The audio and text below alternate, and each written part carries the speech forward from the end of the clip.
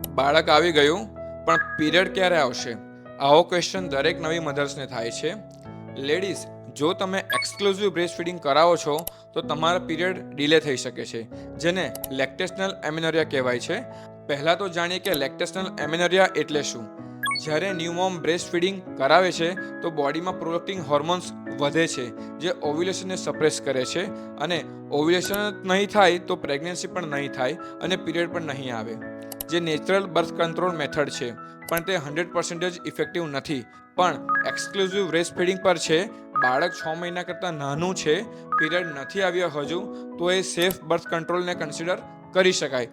પણ જો બાળક ટોપ ફીડિંગ પર હોય તો આ મેથડ સેફ નથી. બીજું કે બાળકના 6 મહિના પછી લેક્ટેશનલ એમિનોરિયાનો ભરોસો ન કરવો જોઈએ. બીજી કોન્ટ્રાસેપ્ટિવ મેથડ યુઝ કરવી જોઈએ, જેમ કે કોપાટી, મિની કોન્ડોમ યુઝ કરી શકાય છે. લેક્ટેશનલ એમિનોરિયા એક નેચરલ કોન્ટ્રાસેપ્ટિવ મેથડ છે, પણ લિમિટેડ ટાઈમ સુધી જ. સ્માર્ટ બનો, સેફ રહો અને બીજી કોન્ટ્રાસેપ્ટિવ મેથડનો યુઝ કરો. Thank you.